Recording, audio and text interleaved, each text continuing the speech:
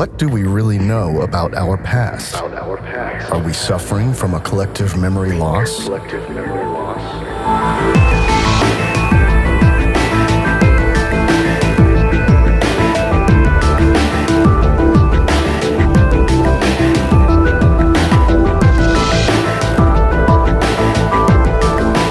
Was there a technically advanced, unified civilization on Earth less than 500 years ago?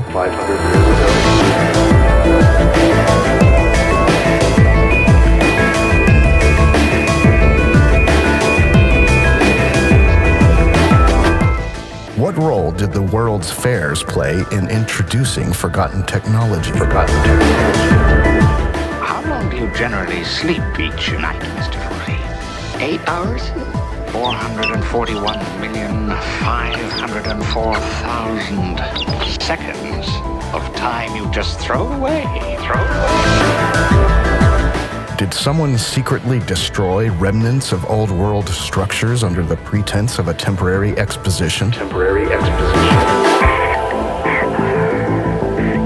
Nothing is as it seems. It's time for us to remember again and lift the veil of deception.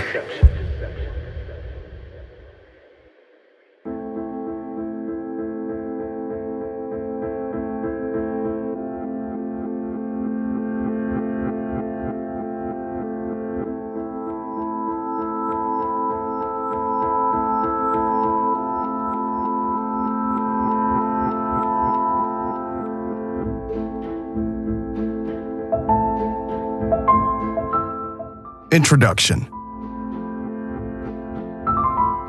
In order to understand the spiritual background typical of every non-modern civilization, it is necessary to retain the idea that the opposition between historical times and prehistoric or mythological times is the qualitative and substantial opposition between times that are not of the same kind.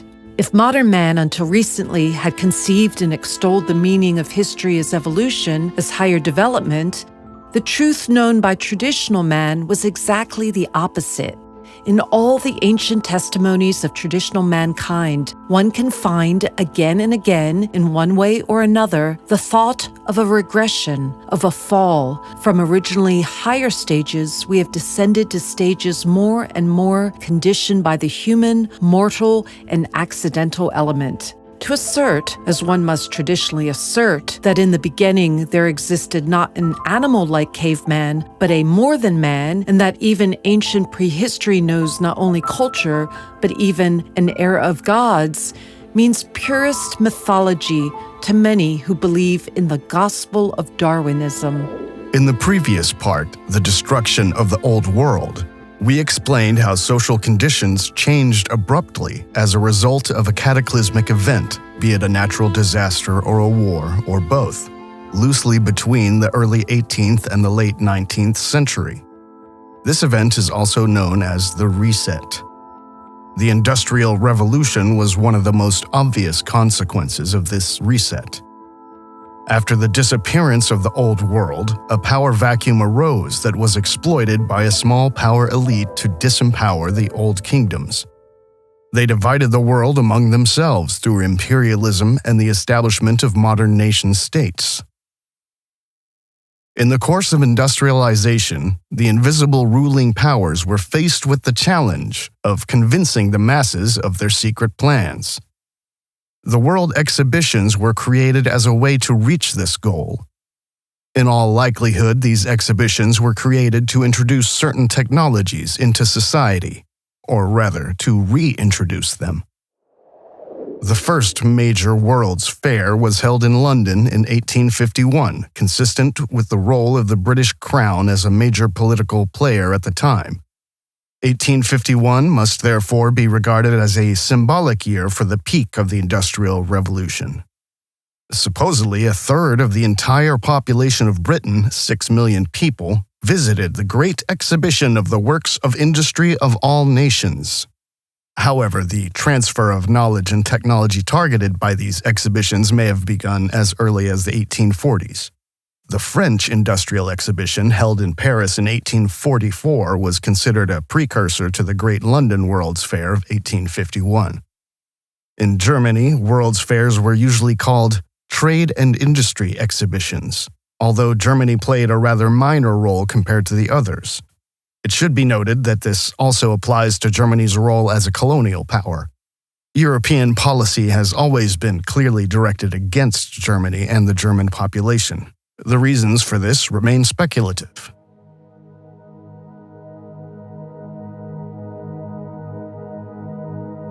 Western Europe, Australia, New Zealand, and America, controlled by the British Crown, should be considered the most important players of the industrial age. These countries, already mostly controlled by the cabal at the time, hosted virtually all of the world's fairs. The term cabal describes the hierarchical, monolithic organization operating out of secrecy, which has its roots in the ancient mystery cults. This cabal was able to spread across the earth like a spider's web, especially after the last reset. Shortly before his death, John F. Kennedy likely referred to this very cabal when he said, "For we are opposed around the world by a monolithic and ruthless conspiracy that relies primarily on covert means for expanding its sphere of influence, on infiltration instead of invasion, on subversion instead of elections, on intimidation instead of free choice, on guerrillas by night instead of armies by day. It is a system which has conscripted vast human and material resources into the building of a tightly knit, highly efficient machine that combines military, diplomatic, intelligence, economic, scientific, and political operations. Its preparations are concealed, not published. Its mistakes are buried, not headlined. Its dissenters are silenced, not praised. No expenditure is questioned, no rumor is printed, no secret is revealed." Who exactly was Kennedy referring to here? Is it merely the danger of communism, as is often claimed? Or could he have been referring to the group that UFO researcher Richard Dolan has dubbed the breakaway civilization? Although Kennedy may have been a part of this cabal, his words still ring true.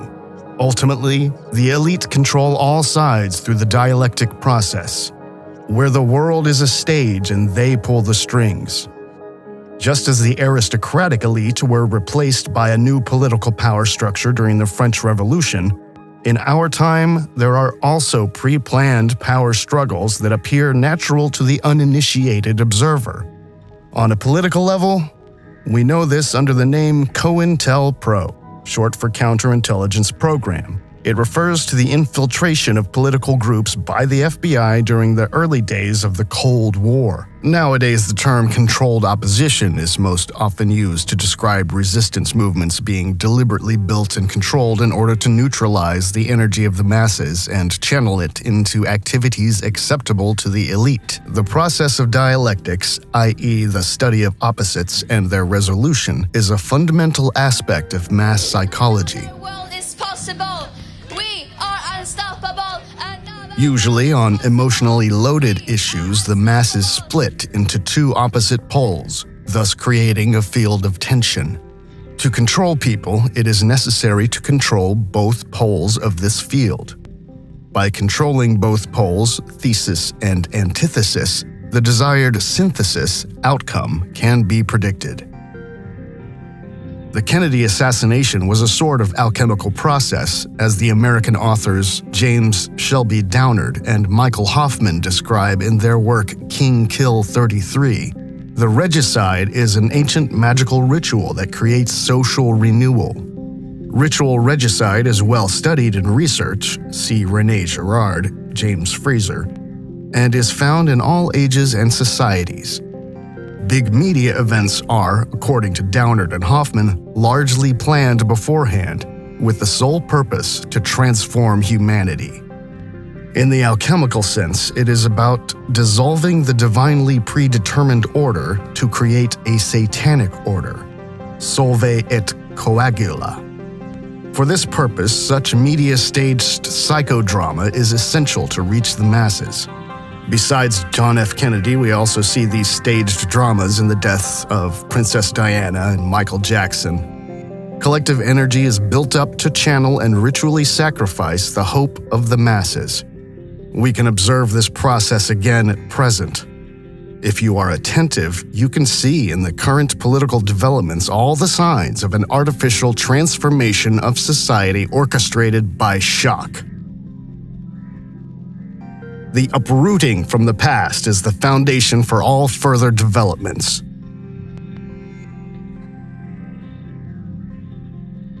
Manly P. Hall, Freemason and initiated occultist, writes in his book, The Adepts in the Western Esoteric Tradition.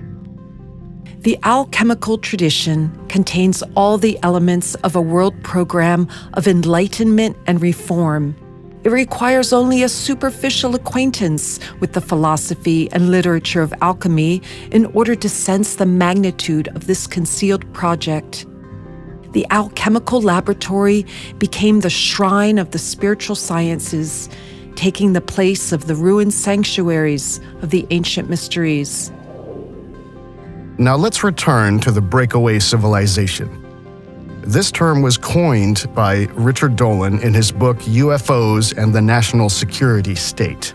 He came to the conclusion that an elite group with access to high technology and secret knowledge has followed its own path of development, independent of the rest of humanity.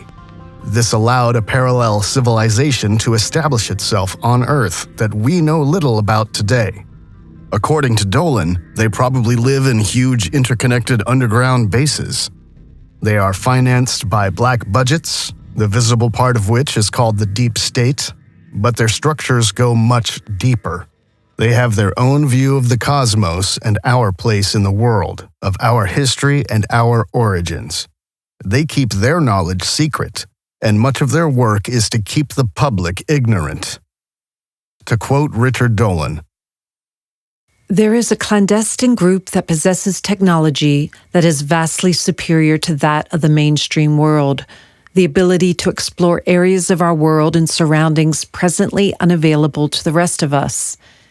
They have scientific and cosmological understandings that give them greater insights into the nature of our world, and a significant built-off-the-grid infrastructure, partially underground, that affords them a high degree of secrecy and independence of action. In our own official world history, you go back 200 years and compare levels of technology from Europe to, say, Central Africa, and you're talking about two vastly different ways of understanding the world. So really, what is the difficulty in understanding that a classified, secret scientific community would make radical breakthroughs that they wouldn't share? I don't think it's outrageous.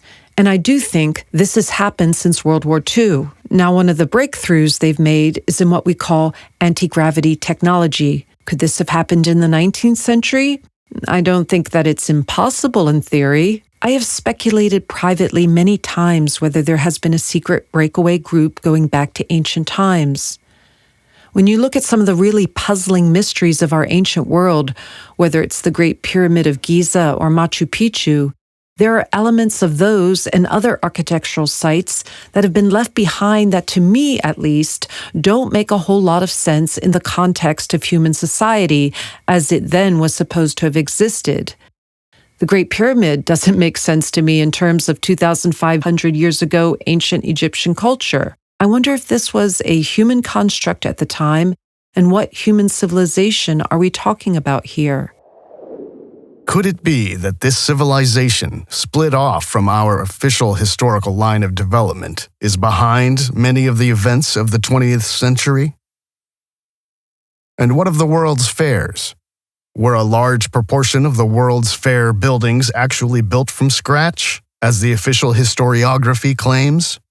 There is much to suggest that the robber barons of the industrial age not only hid once widespread technological knowledge from us, but that they also hijacked some of the impressive architectural masterpieces in which parts of this knowledge was displayed. Some of the buildings from the World's Fairs still exist today, and they are obviously not made of plaster or similar fragile materials. Were they subsequently rebuilt to be permanent structures? Is it even possible that the elaborately designed expo sites were built with the technological capabilities of the time within just a few months, only to be destroyed again a few months later after the exhibitions had ended? Or is it plausible that after a great catastrophe, the worldwide remains of the preceding high culture were not only systematically destroyed, but also pressed into an image of history imposed on us? Some available information suggests that even after the worldwide game-changing event we call the Reset or Mud Flood, there still remained countless complete and beautiful cities that were conquered by a new power elite and then repurposed as World's Fairs. Especially in America, the so-called New World, the many Greco-Roman cities would have been difficult to explain because, in contrast to Europe, the Americans do not have an official Greco-Roman history. The more carefully one investigates, the more difficult it becomes to find plausible explanations for the construction and destruction of these extraordinary and huge exhibition areas. The official version about the World's Fairs can be summarized as follows. People in the 19th century loved Greco-Roman architecture for reasons unknown, so it was extremely important to the architects who organized the World's Fairs between 1850 and about 1914 to build in a classical style. Note: with World War I, classical architectural ambitions in Europe ended abruptly, and many exhibitions also did not take place as planned.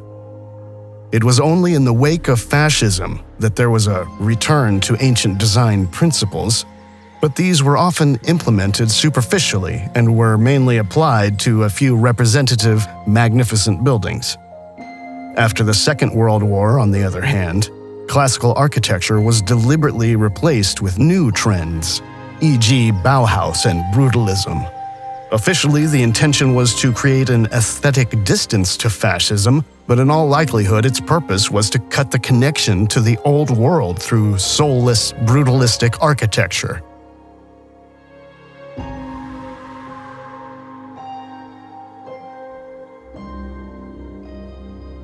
No effort was spared for the World's Fairs. Enormous amounts of work went into creating complex statues, ornaments, columns, parks, buildings, and even the world's largest organs.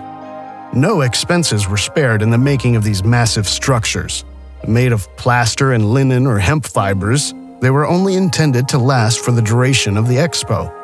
However, the attention to detail was so great that purely visually there seemed to be no difference between the expo buildings and the classical splendor buildings of antiquity.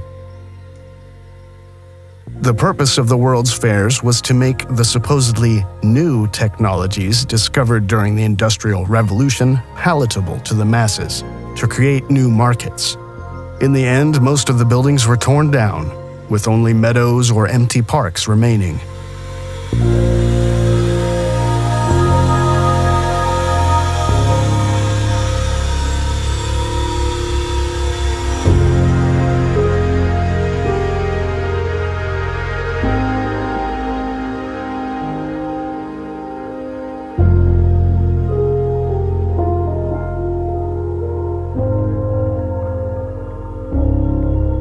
Funding. Quite a few fairs were enormous monetary losses. This is astonishing in that the initial motivation for the exhibition supposedly came from the industrialists themselves. The investment deficits could indicate that the fairs had a hidden agenda that was not profit-oriented. Berlin, Germany, 1896. With an investment volume of 10 million Reichsmarks, the trade exhibition closed with a deficit of 2 million Reichsmarks, which Berlin's economy was left with. Unlike the accompanying colonial exhibition, which enjoyed generous state support from the Foreign Office, the trade exhibition had to manage without financial contributions. Lübeck, Germany, 1895. Although a total of 750,000 visitors came, The German Nordic Trade and Industry Exhibition closed with a financial deficit. The exhibition buildings were completely demolished after the end of the event, and a residential area was created on the Marley site, which became part of the Lübeck suburb of St. Gertrude, which was developed in terms of urban development in the first half of the 20th century. Nuremberg, Germany, 1906. Despite the 2.5 million visitors, the Bavarian Jubilee exhibition of 1906 is a financial loss for Nuremberg. St. Louis, USA, 1904.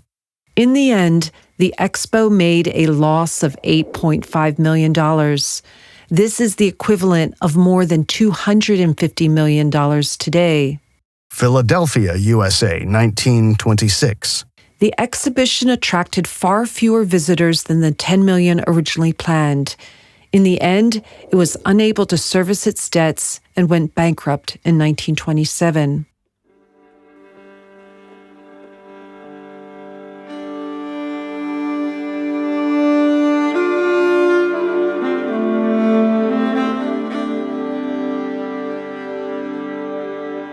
Now let's take a closer look at some of these expos. Panama Pacific International Exposition, USA, 1915. When the Panama Pacific International Exposition opened in 1915, European nations were already entangled in the First World War. The annihilation of the old monarchies had begun.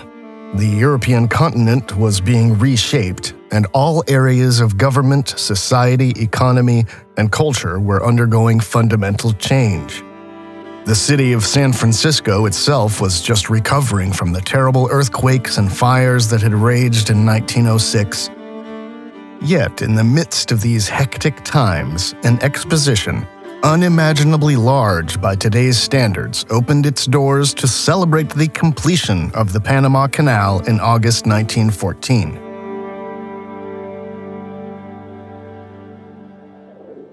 The fairgrounds covered 600 acres and 2.5 miles along the waterfront, receiving nearly 20 million visitors between February 20th and December 4th, 1915, making it one of the most successful expositions of the time. Because of its size and expansive grounds, it was virtually impossible for guests to see the entire fair even after multiple visits. Most of the buildings, it is said, were made of wood, plaster, and linen fiber in order to keep costs as low as possible and to be able to demolish them quickly once the World's Fair was over. However, if we take a closer look at some of the photos of these brand new buildings, doubts about the official story quickly arise. Many buildings, for example, show signs of age shortly after completion and appear to be heavily eroded, such as the Fountain of the Earth. If the official origin story is coherent, shouldn't these buildings have looked brand new? Instead, from the very beginning, we are looking at ancient monuments that might as well have come from the fabled Atlantis or ancient Rome.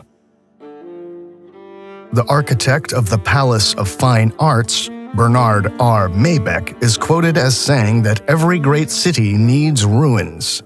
That's why the palace was supposed to fall into disrepair after the expo ended, some of whose structures were really only meant to last for the duration of the exhibition.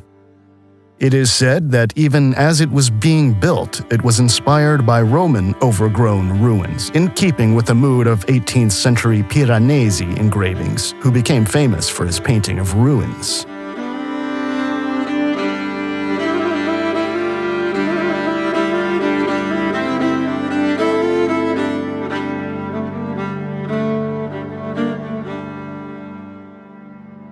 But isn't the palace still holding up remarkably well in this photo from 1919, a full 4 years after the expo ended?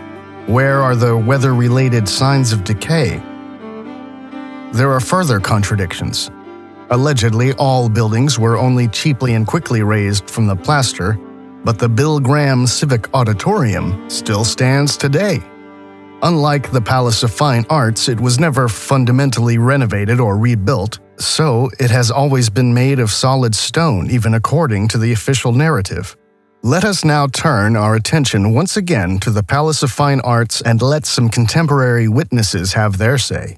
Professor von Noppen of Columbia University noted that the Palace of Fine Arts is so sublime, so majestic, and is the product of such imagination that it would have graced the age of Pericles. Thomas Edison was also full of enthusiasm. The architect of that building is a genius. There is nothing equal anywhere on Earth.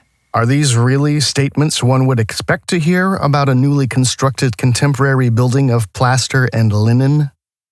And Louis Christian Molgart, one of the architects of the exposition, told the Commonwealth Club, "When the exposition buildings are torn down, then we will have destroyed one of the greatest architectural units which has ever been created in the history of the world." It's hard to believe that he was merely talking about temporary new buildings. Toward the end of his life, the famous Molgart ended up impoverished in the insane asylum at Stockton, California. Is it possible that he could never really live with the lie of having claimed the creation of various architectural masterpieces? A wealthy San Francisco citizen, Phoebe Apperson Hearst, wife of industrialist robber baron George Hearst, founded the Palace Preservation League while the expo was still running, and it was only thanks to this effort that the palace was not demolished. Her son, the publisher of the San Francisco Examiner, William Randolph Hearst, contributed to the success of the campaign. But the official story goes like this. Although the palace was saved from demolition, its structure was not stable. Originally intended to last only for the duration of the exhibition, the colonnade and rotunda were not built of durable materials, but were framed with wood and then covered with rods, a mixture of plaster and linen-like fibers. As a result of construction and vandalism, the simulated ruin was indeed a crumbling ruin by the 1950s. So we are to believe that the Palace Preservation League went to great lengths to save a temporary ruin from destruction. More likely is the following scenario. The palace was never rebuilt, only renovated, because it was a normal, permanent building. In the official narrative, the renovation from 1964 onwards was then possibly turned into the creation of a new permanent building. On the original photos from the time after the expo, columns made of wood and plaster are clearly visible. So, if the video material hasn't been manipulated, it indicates that the Palace of Fine Arts was indeed a modern and temporary new building made of cheap materials. However, to get a better idea of the temporary materials used at this point, let us take a look at the correspondence of Bernard Maybeck, the alleged architect of the Palace of Fine Arts, with an Australian architect named Walter Burley Griffin. In this correspondence, Maybeck suggests to Griffin that, just as with the Panama Pacific International Exposition, the new Australian capital should be built of wood and stucco to generate public enthusiasm for classicist architecture and then, by means of public support, be able to finish the city with durable materials. Griffin frostily informed Maybeck, however, that plaster or stucco are hardly considered as temporary expedients in Australia, for they are largely employed for buildings both commercial and governmental, already deemed to be permanent. This shows how absurd the idea is to classify buildings as temporary just because they are clad in stucco. Countless houses of the German Gründerzeit and the American Gilded Age consist mainly of stucco, plaster, and wood. Yet they have already stood for more than 100 years without any major signs of decay. Therefore, two things can be said about the Palace of Fine Arts. While historical and photographic records suggest that solid materials such as stone or cement were not used in the original construction, building with materials such as wood or plaster does not necessarily mean that structures fall apart after a short period of time, which was obviously not the case with the Palace of Fine Arts either. On the contrary, it had to withstand quite a lot, as it was not only used for art exhibitions. During the Second World War, it was used by the military for the storage of trucks and jeeps. Later on, it was used as a storage for other materials and even as a temporary headquarters for the fire brigade. Whether the official construction of the Palace of Fine Arts for the 1915 exposition was just a basic repair or renovation or a new building cannot be said with definitive certainty. On closer examination, we notice a glaring contradiction. The alleged new building was decorated with the symbol of the swastika, which was revered as a good luck charm in old times. However, in the course of World War II, it got practically banned from public use in the USA. So why is it depicted on this new build from the 1960s? Despite the uncertainty, the palace seems to be one of the most popular examples when it comes to exposing the official Expo narrative as a lie. Yet, there are plenty of other, more obvious examples, the most interesting of which we will discuss during this documentary. It appears that the Expo organizers' plan always was to completely destroy everything after the exhibitions ended. However, this often resulted in a public backlash, meaning that at least some of these structures were preserved thanks to the public outcry. For example, the Palace of Fine Arts, the Bill Graham Civic Auditorium, and the Japanese Tea House still exist today. But what about the many photos that supposedly show construction and demolition of the world's fairs? It would be relatively easy to document only the demolition of those buildings that were actually only temporarily erected. Furthermore, there is the possibility that the photographs selling us the construction process were actually taken during the demolition of the buildings or during a renovation. Further meticulous research would be needed to arrive at a clearer picture which goes beyond the scope of this documentary.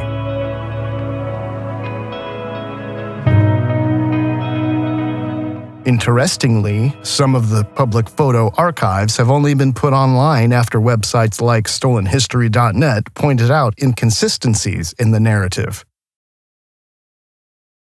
For example, the St. Louis Public Library digital collections only just went online in 2019.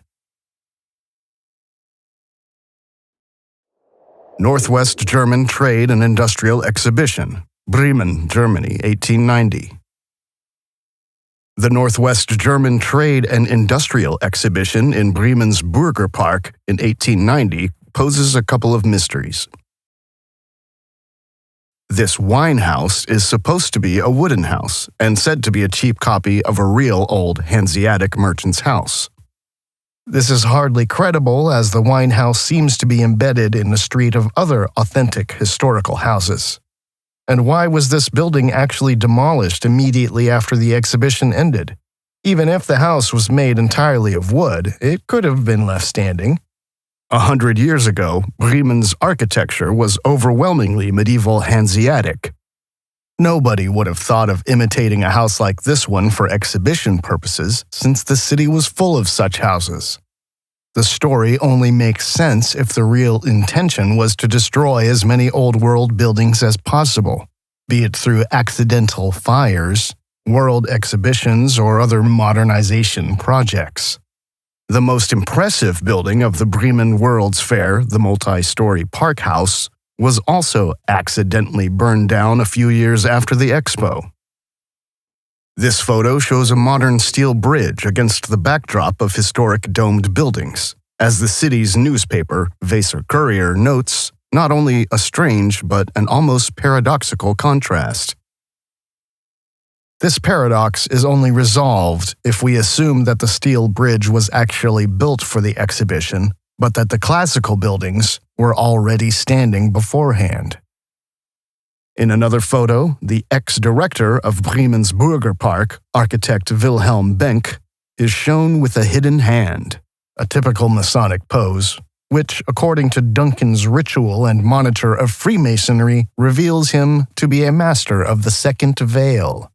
The hidden hand likely lets the other initiates know that the individual depicted is part of the secret elite, that his deeds have been sanctioned from above, as well as partially done in secret. Long before the advent of mass media historical figures, Napoleon being one of the most famous, have been depicted in hidden hand portraits. Coincidence? It appears to have been this hidden power that has shaped world events in recent centuries.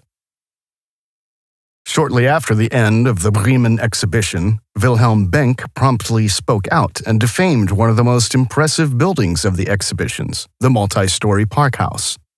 In January 1891, he attacked the building he hated so much publicly in the local newspaper.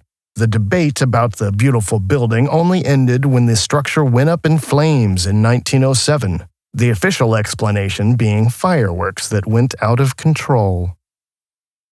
The phenomenon that most of the World's Fair structures mysteriously disappeared is not an isolated case, but can be observed in many of the expos between 1850 and 1920. Was there something to hide?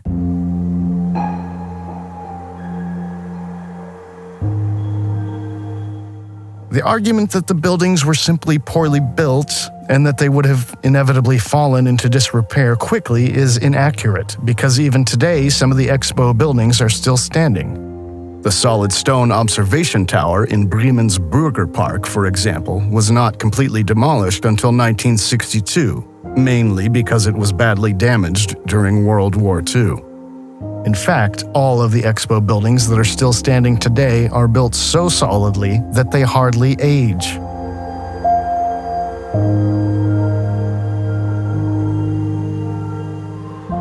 It is reported of the pavilion of the Bremen cigar company Engelhardt and Biermann, now known as the Waldbühne, that it was destroyed immediately after the exhibition.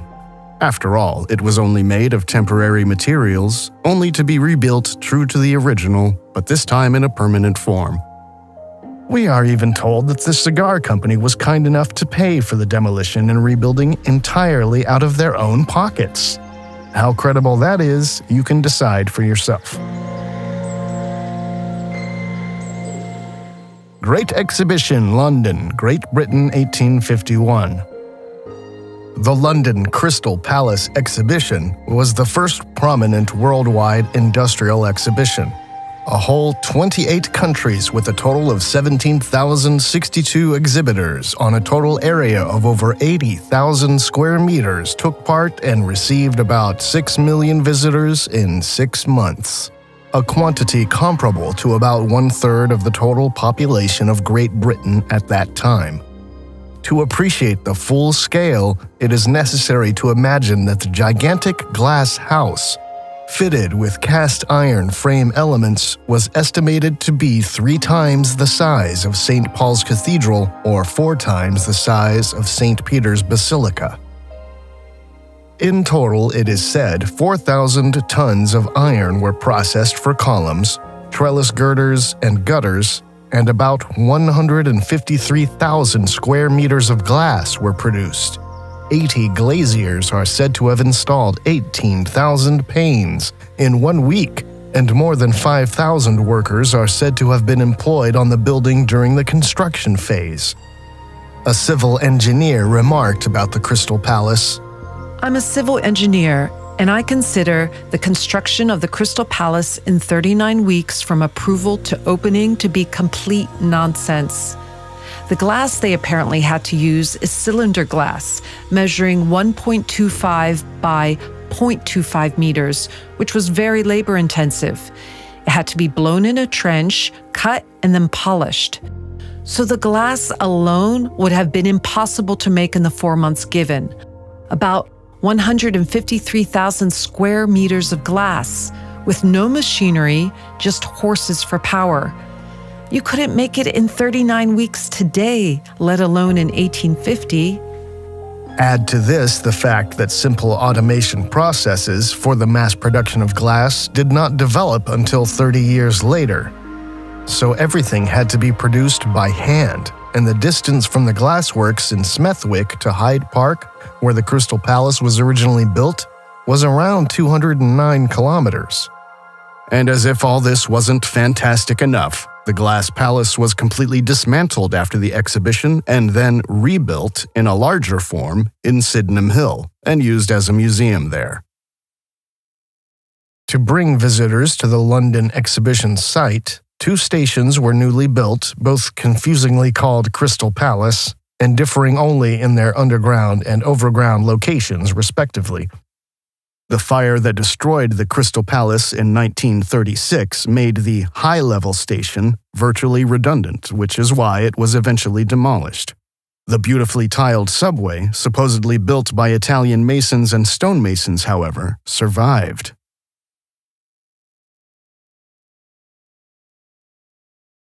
Incidentally, parliamentary buildings made of wood and plaster were erected especially for the Festival of the Empire, which was one of the largest single events in London's Crystal Palace and took place on 12 May 1911. These buildings were also intended to be used only temporarily and were connected by an electric tramway, the so-called All-Red Route. For example, the replica of the Canadian and New Zealand Parliament buildings, the former visible on the left in the foreground of the Crystal Palace. On November 30th, 1936, however, the Crystal Palace fell victim to a devastating major fire. Michelle Gibson writes about this. We learned that the Crystal Palace was moved to Sydenham Hill in South London in 1854 and rebuilt, and that it was later destroyed by fire in 1936. How did they manage to move a massive building made of glass panels and cast iron 3 times the size of St. Paul's Cathedral in London to another location? The New York Crystal Palace was also destroyed by fire, but much earlier than the London Crystal Palace. The Crystal Palace in New York burned down in 1858, apparently in front of a large audience. In an article that takes a closer look at these events, it states, 500 firefighters and 90 fire trucks were needed to put it out, and another 749 police officers to control the crowds. Witnesses described, quote, so much molten glass that it looked like a waterfall, even like a Niagara Falls of molten glass. According to one eyewitness, the glass actually caught fire, and when it was really hot, there was a sodium flame, and the molten glass poured straight down. Mrs. Ford from Sydenham described, hot molten glass and metal flowed down the street, and adults formed a human chain and passed buckets of water from hand to hand to stem the flow of hot glass. Another witness recalled that people picked it up and rolled it into balls to keep as souvenirs. However, the 2 towers of the palace are said to have remained standing, even deformed by the fire. The flames were accompanied by clouds of sparks and violent explosions. The reference to the explosions, by the way, is noted only in a few records.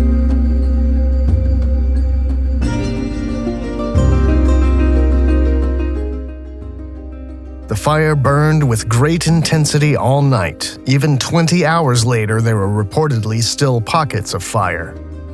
The British press considered the destruction of the Crystal Palace a serious blow to the political power of England, and the public wondered how steel and glass can burn so fiercely. It is important to know that in glass production, the raw materials are heated to about 1,600 to 1,800 degrees Celsius, but finished glass can melt between 600 and 800 degrees Celsius. Cast iron, when compared with other alloys, has a relatively low melting point of around 1,150 degrees Celsius. But the question is where the temperature should have come from and whether furnishings would already have been sufficient to generate heat of this magnitude. Incidentally, there has never been an official investigation into this incident, and the fire is still considered unsolved to this day. Chicago World's Fair, USA, 1893. On May 1, 1893, the city of Chicago held the World's Columbian Exposition to celebrate the discovery of America by Columbus 400 years earlier. In fact, the World's Columbian Exposition in Chicago was to be the largest to date.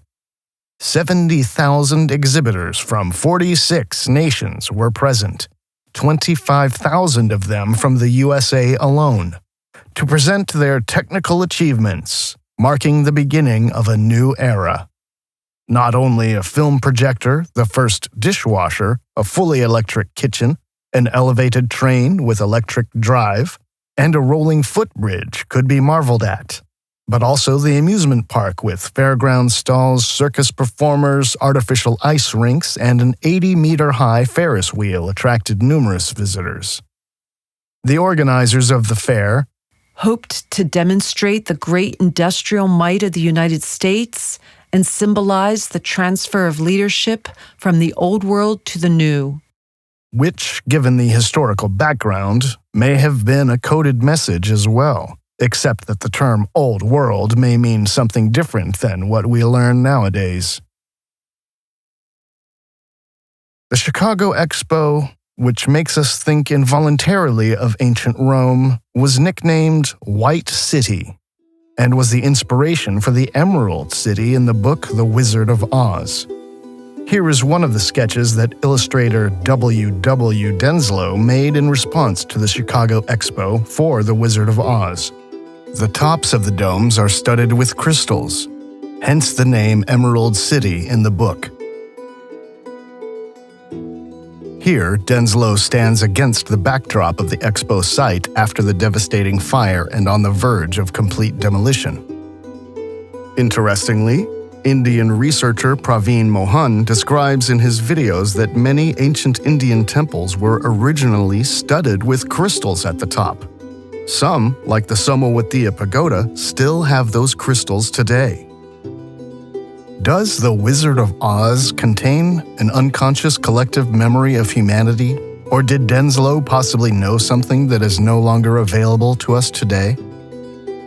In any case, the Chicago World's Fair was one of the most impressive exhibitions ever in architectural terms. According to the story presented to us, over 200 buildings were built on the shores of Lake Michigan on an area of 278 hectares in only 3 years. Paradoxically, the construction period coincides with the period of economic depression, and the Panic of 1893 was the most severe economic crisis in the history of the United States to date.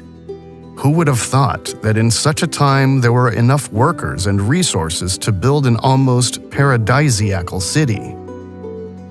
Were these buildings actually designed by architects Daniel Burnham and Frederick Law Olmsted and meant to be understood as a homage to Greco-Roman architecture? Or did some of them already exist before the Expo began? Were they showing the public the remains of the old world one last time, only to destroy them afterwards? Considering the immense effort that was necessary to construct the buildings, the official explanation hardly seems plausible, especially since there are only a few photos of the construction phase or precise records of the course of the complex construction projects. This discrepancy between the functionality of the building as an exhibition object and the effort of construction is most evident in the colossal Manufacturers and Liberal Arts building. This 200-meter wide and 500-meter long building required twice as much steel as the Brooklyn Bridge and was 4 times the size of the Roman Colosseum. It may even have been one of the largest buildings ever built, covering an almost unimaginable area of about 20 football fields. This huge building housed numerous items from manufactories around the world that supposedly represented the level of technical expertise that had emerged since industrialization. This construction alone would have taken years and consumed numerous resources, even if you believe the official narrative of a temporary building. Nevertheless, the building was completely demolished after the Expo. Of the more than 200 buildings, 14 had similar dimensions to the Manufacturers and Liberal Arts building, and they too were almost all destroyed after the 130-day duration of the exhibition. Today, only 2 buildings remain: the so-called Museum of Science and Industry and the World's Congress Auxiliary Building. Considering the high effort of the construction, the question arises why only 2 of these buildings were allowed to remain standing, since other possible uses would have been quite conceivable. and it sounds very unbelievable that such immense resources were simply wasted. The following photo purportedly shows the construction of the administration building. A photographer told us about this. Without access to the originals, it is difficult to say whether the image here is a true photograph. In this version, however, a pencil drawing was clearly applied. My professional opinion is that all the pictures I have found of this building have been altered in some way. None of these pictures can be used as evidence that the building is under construction. In my opinion, the photos indicate restoration rather than construction, based on the anomalies marked in the photo. He further notes that the following photos of the construction process are contradictory. Both photos are presented as evidence of the construction of the building. First of all, I would like to give you a short hint and emphasize that both pictures are misleading in their presentation. In the right picture, the dome appears to be completely finished, while in the left picture, it is clearly not.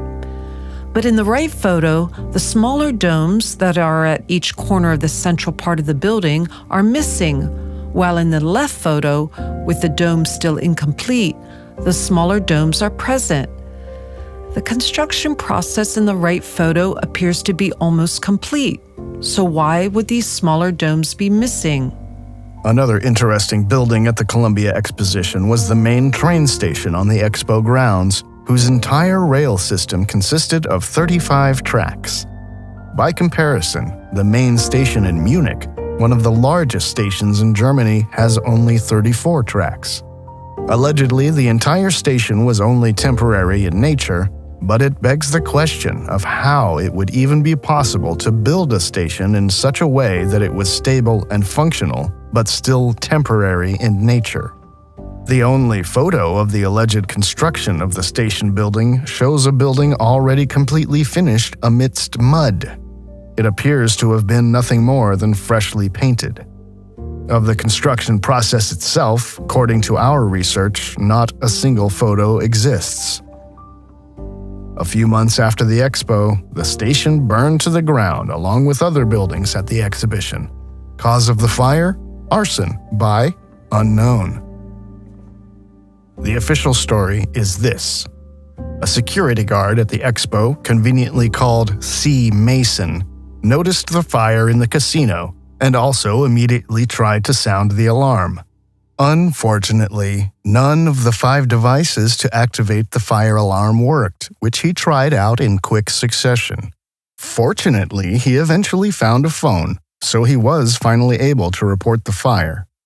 By then, however, it was already too late, and due to changed official procedures, only 10 fire trucks were able to arrive at the scene instead of the usual 20. It is also possible that this fire and subsequent demolition shortly after the expo ended is related to the Great Chicago Fire of 1871. There are some contradictions with this fire. Officially, the cause of the Great Chicago Fire was that a cow knocked over a lantern. Evidence for this theory was never presented. Were the remains of the old world destroyed here in 2 phases? First with the city fire that claimed the lives of some 17,500 buildings, and later with the demolition of the expo site? Were there even 2 separate fires? Were there fires at all? Questions upon questions. Supposedly, by the mid-19th century, Chicago had rapidly developed from a small Indian settlement into the huge metropolis we know today. But again, there is no documentation of the logistics of city planning. Interestingly, Chicago appears with the name Chilaga on old maps. So was this possibly an important Old World city? And was Chilaga deliberately renamed Chicago to obscure its history? If we look at the White City of the Expo mentioned earlier from this point of view, the area could in fact have been a government district of Chilaga that was converted to a modern Expo area. So, did the 27 million people who visited the exhibition actually witness the destruction of one of the last parts of Chilaga? The Statue of the Republic, which was on display at the Chicago World's Fair, holds in its right hand a sphere on which an eagle with outstretched wings is enthroned, while its left hand adorns a staff with a Phrygian cap, which was a symbol of the Scythians, or Tartars, and presumably symbolized freedom and justice. In the course of the Age of Enlightenment, the Phrygian cap continued to be used as a symbol of freedom. Significantly, in the same year that the Chicago Expo was being planned, the new University of Chicago was founded, considered one of the most important private American university foundations of the era, generously supported by oil magnate John D. Rockefeller. And this very university bears in its coat of arms a griffin burning in fire, in which one could also recognize a symbol for the destruction of the Old World Empire. Some symbols, such as the double-headed eagle, the mythological griffin, the quadriga, i.e. four-horse, and the lion, we encounter again and again in the context of the Old World.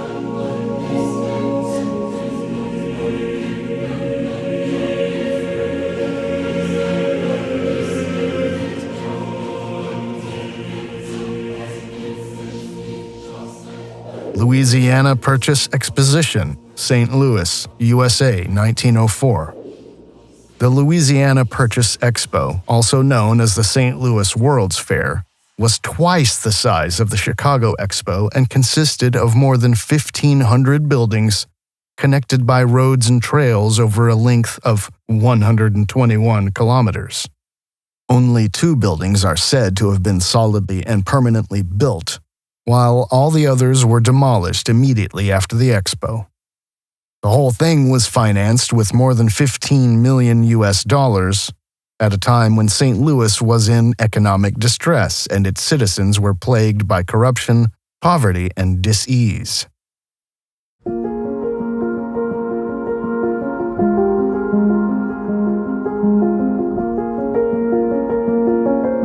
The planning of the Expo itself was also overshadowed by several cases of corruption. The first $5 million was provided by the city of St. Louis through the sale of municipal bonds. Another $5 million was raised through private donations from interested citizens and businesses throughout Missouri. The final $5 million came in the form of funds that were part of a congressional appropriation bill passed in late May 1900.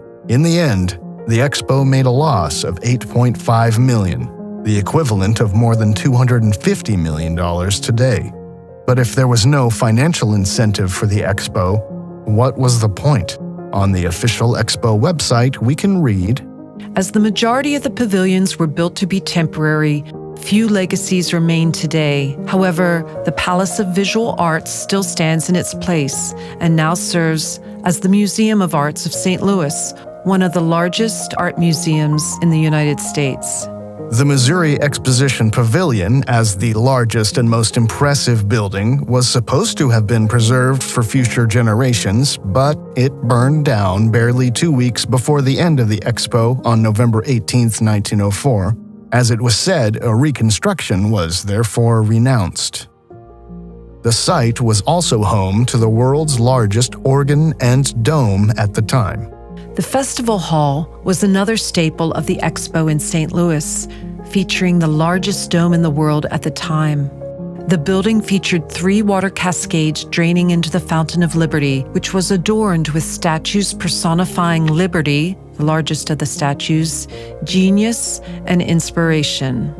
The approximately 4.9 square kilometer fairgrounds used for the World's Fair were located on what is now Forest Park and the Washington University campus, and it was the largest fair area in the world at that time.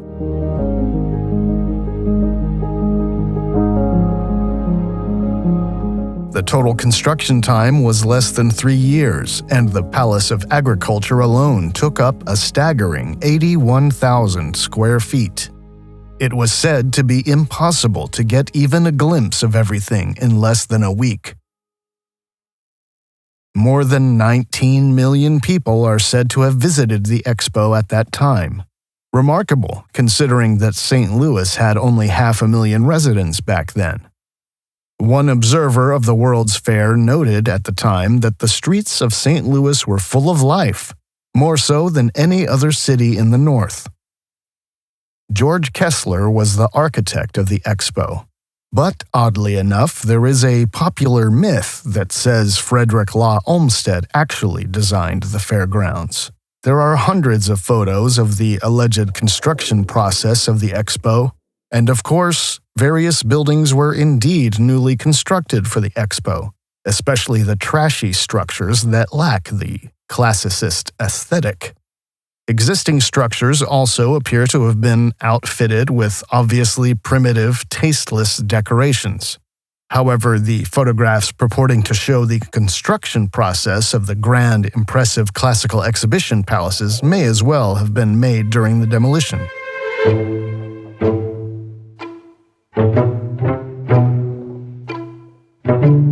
Historian Dr. Robert Archibald says about the St. Louis Expo, "The fair planners had a contractual obligation to demolish the fairgrounds and return Forest Park to sort of a predetermined lands. They were legally obligated to do that. The problem on the Pike was they were all concessionaires and everything they had set up was all theirs. They couldn't sell it for anything. The costs of demolition were greater than the value of what there was to salvage." This defies all economic logic and only makes sense if there was a secret agreement between the city and the industrialists. They had to erase all traces of the expo against any natural economic impulse of these entrepreneurs who always strive to maximize profits. The story we are being served up is almost perfect, but on closer inspection, we see that it has been reversed. Thus, pictures of the demolition were probably simply declared to be shots of the construction process, and the photos of the empty site after the demolition are now sold to us as photos taken before the construction. The digitized archive photos are, in all likelihood, a mixture of authentic, real new buildings, demolition photos, and manipulated photo collages.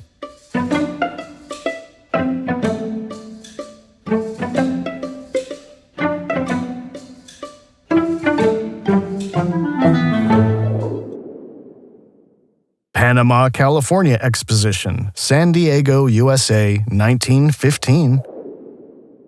President Theodore Roosevelt, speaking to visitors outside the exposition's Organ Pavilion on July 27, 1915, said, "It is so beautiful that I wish to make an earnest plea. I hope that not only will you keep these buildings running for another year, but you will keep these buildings of rare, phenomenal taste and beauty permanently."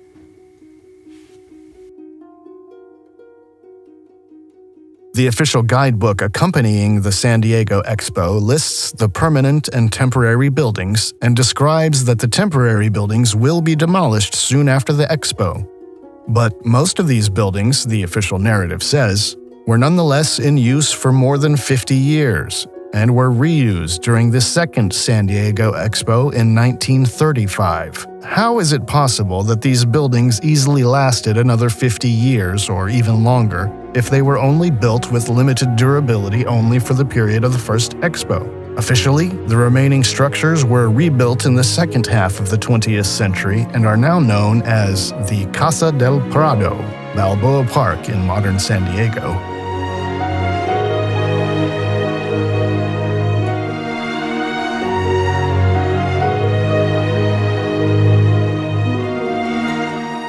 To summarize, temporary buildings are erected that are supposed to last only a few years, but they easily last more than 50 years and continue to be used until they suddenly fall into disrepair. But because they're so beautiful, they are rebuilt with more massive materials in the 1960s and 1990s. In the official guidebook of the exhibition, we can read that many visitors of past exhibitions were disappointed because most of the buildings were immediately demolished again. The planners of the Panama, California Expo in San Diego therefore note, "Nothing connected with past fairs has been so depressing as the destruction of the buildings after the exposition was over. This will not be the case when, on January 1st, 1916, The Panama, California Exposition is closed, for all the structures except the concession buildings along the isthmus have been built to stay. In the Great West Quadrangle, for example, all the structures are built entirely of steel and concrete and will be used in decades to come for housing the museum exhibits, which have been donated to the exposition.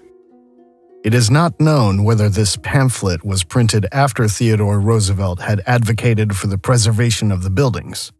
However, the quote from Roosevelt would have been extremely odd if it had already been officially known at the time that most of the buildings were to be preserved. One can assume that the planners began to sweat a bit after prominent protests were directed against the demolition plans, and therefore they had to change their narrative somewhat. Further, we learn that the subsequent expo, the California Pacific International Exposition, on the same grounds in 1935, was so popular that some buildings were converted from temporary to permanent. Many buildings or reconstructed versions are still in use today and are used by several museums and theaters in Balboa Park. The Casa del Prado was supposedly demolished in the 60s and rebuilt true to the original in permanent form. The House of Charm and the House of Hospitality were even only rebuilt in the 1990s. And this despite the fact that the official expo booklet stated that the temporary buildings were designed for a maximum lifespan of 30 years. Here we encounter the usual story again. If some buildings of the expos were not demolished, they were supposedly demolished and then rebuilt in a permanent way, although enormous sums were already invested in the renovation process of the supposedly temporary buildings before their demolition. Ironically, in the early 1960s, the destruction of some buildings and their replacement with modern architecturally inappropriate structures caused an uproar in San Diego. In 1967, some citizens formed a Committee of 100 to protect and preserve the historic structures. The movement was a success and the historic buildings were preserved or rebuilt. Isn't it amazing the persistence with which certain forces seem to push to erase the old architecture? We are beginning to see a pattern. The public was shocked every time the exhibition buildings disappeared again, and the planners couldn't move fast enough to destroy everything again if possible.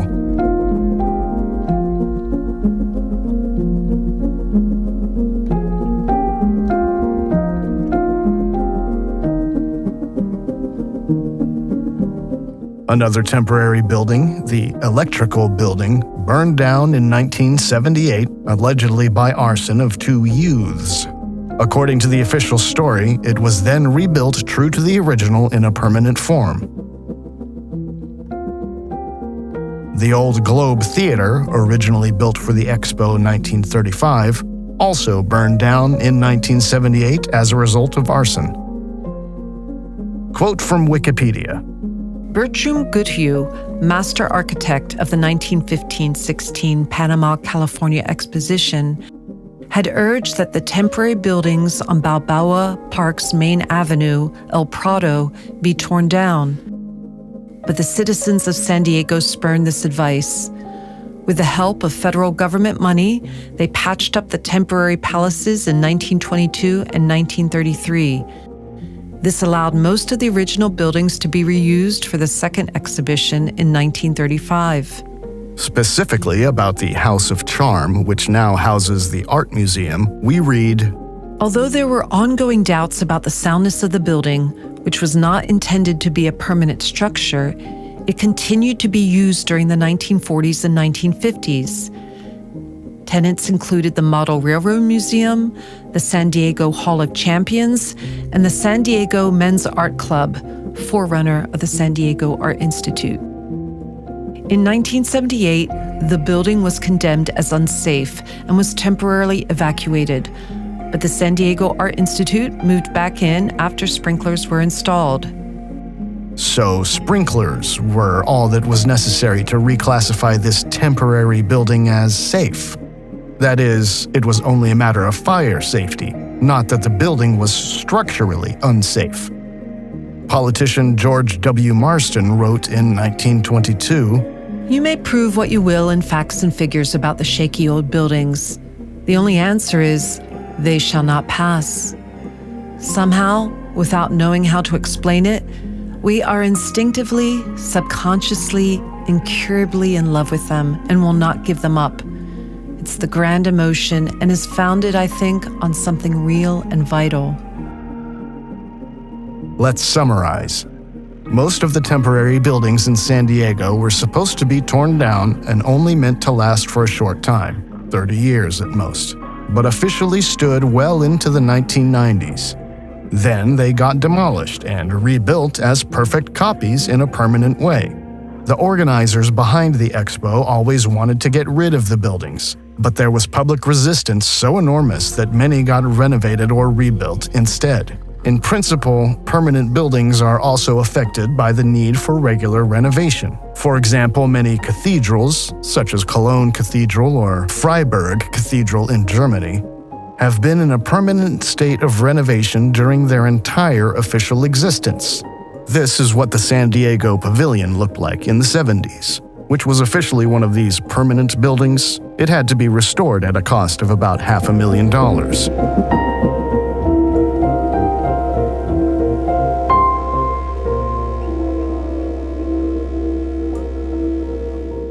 Expensive renovations are therefore not a reliable indication that a building was not originally constructed in a permanent form. Liège Internationale, World's Fair in Liège, Belgium, 1905.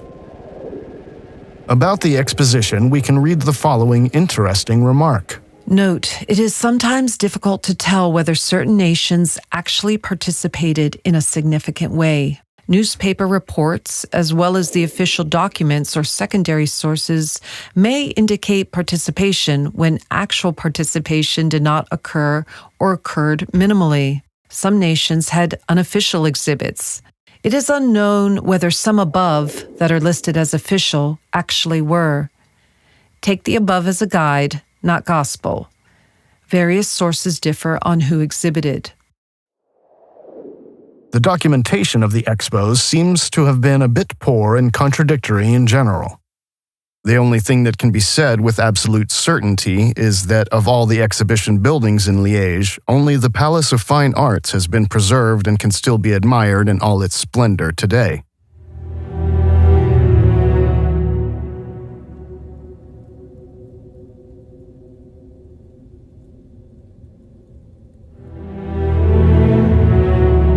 Note that the other buildings in the exhibition shown here are little different from the Palace of Fine Arts.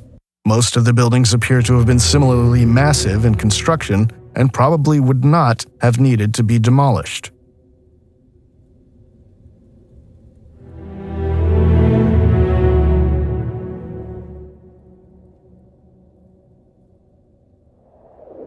Great Industrial Exposition of Berlin, Germany, 1896. The Berlin Trade Exhibition of 1896 was the first exhibition to feature baby incubators. Incubators displaying premature babies were to be found at most expos from then on. What does this say about a society that displays preemies in such a cold and inhumane way?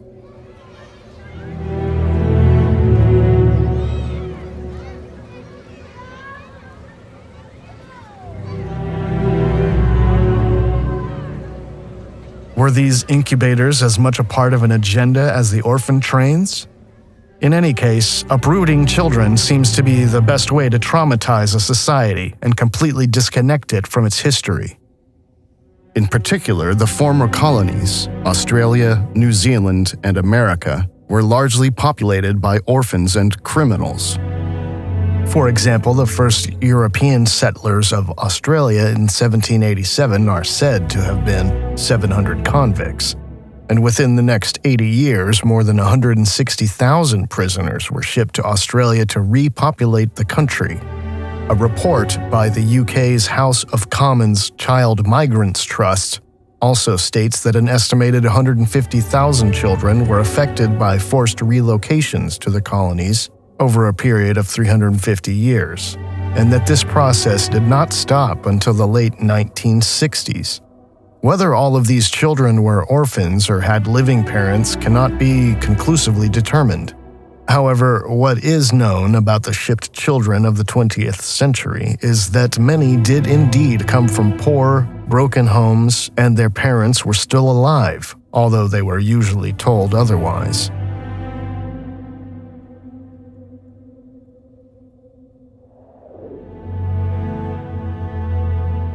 But back to the trade exhibition.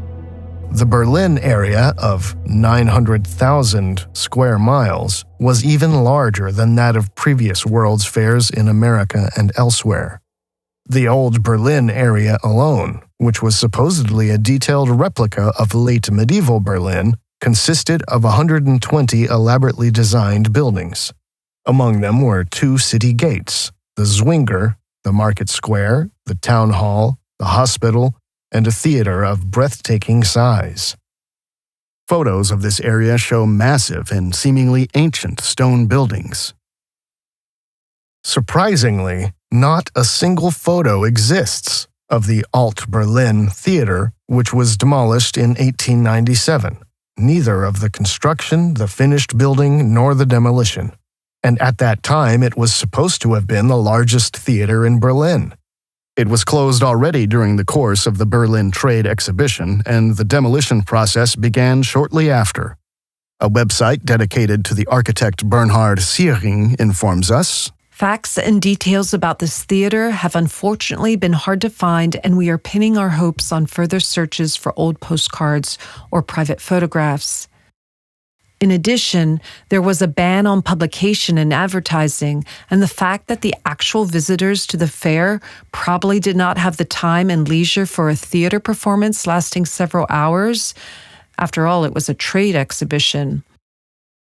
All this had a serious effect on the number of visitors and led to bankruptcy and ultimately to the demolition of the 200,000 Mark building, which was not winterproof, while the fair was still in progress. The ban on advertising is also mysterious.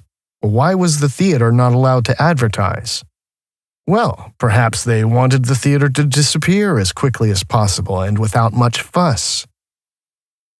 Even the marketplace in Alt Berlin, supposedly built of temporary materials, hardly looks a cheap new construction. The roof tiles look weathered, the stones massive and ancient. On the walls of the houses, we also see signs of age. Spandaustrasse in Alt Berlin shows the same picture. Weathered, massive buildings. Nothing in this photo indicates that even a single building here was temporary. The filthy house walls alone speak volumes. Here it seems that a historic part of the city, like all the buildings of the 1896 Trade and Industrial Exhibition, has simply been razed to the ground and all records of its existence destroyed. Incidentally, Germany did not play a major role at the World Exhibitions.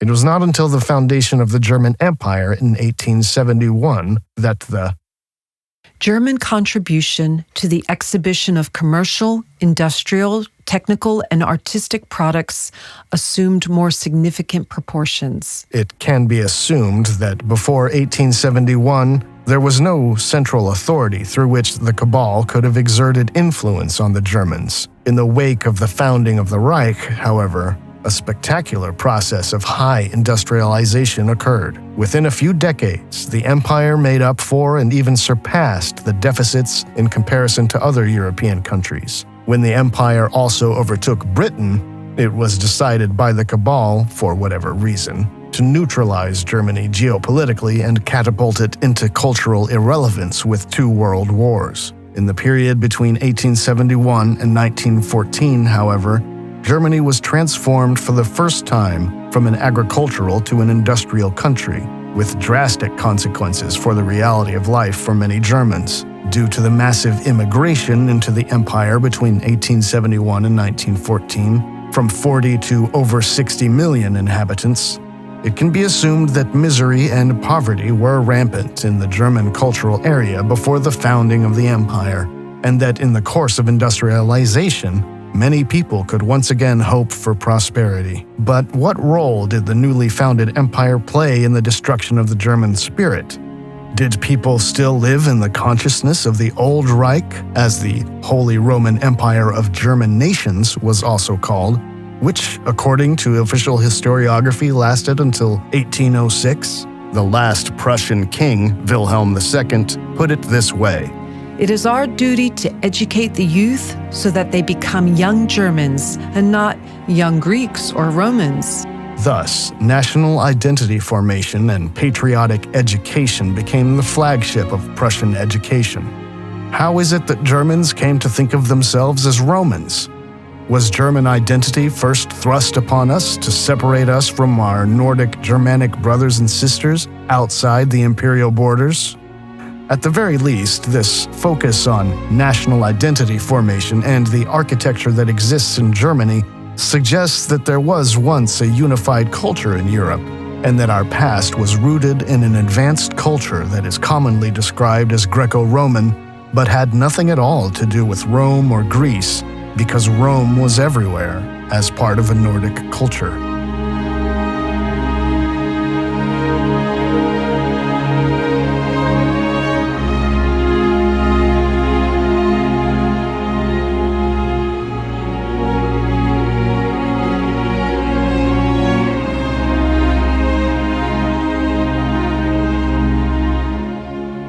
Industrial and Commercial Exhibition, Dusseldorf, Germany, 1902. The trade exhibition in Dusseldorf followed on from the Rhenish-Westphalian Industry and Trade Exhibition of 1880. The latter was held in a huge, impressive neoclassical hall in the Zoological Garden. The pictures that have survived show a rather massive-looking building, but we learn The building material was mostly wood. The roofs were made of reddish-brown roofing felt, and draperies, i.e. decoratively arranged materials, were made of carefully stenciled burlap. more than 100 supposedly temporary halls were completely demolished after the exhibition. We cannot verify any of this at the current time. Detailed graphics of the exhibition do not even seem to exist. A different location was chosen for the Dusseldorf Trade Exhibition in 1902, which would naturally be the obvious choice if the aim was to destroy as much architecture as possible. Thus, it has been handed down that more than 150 exhibition buildings were erected on the banks of the Rhine, including the main building known as the Kunstpalast. This domed building alone contained 14 huge halls. The official version says, The mostly temporary exhibition architectures combined new industrial and craft production methods with the forms of Art Nouveau, sometimes also with the forms of Neo-Baroque or eclectic mixtures of styles. Although at the time there seemed to be no desire to spend either time or money on permanent buildings, the operators did show astonishing endurance when it came to the subsequent relocation of some of the exhibition halls. One hall was transported to Bochum, one to Cologne, and a third even to Mexico City and rebuilt. However, the largest halls of the 1902 exhibition were designed to stand the test of time. The exhibition building of the State Railroad, for example, was similarly impressive as the Art Palace, and the Art Palace itself was never demolished, only built over and integrated, which raises some questions given the ugliness of the modern building. The exhibition hall of the Bochum Association, which now stands as the Century Hall in Bochum, also mysteriously looks completely different nowadays.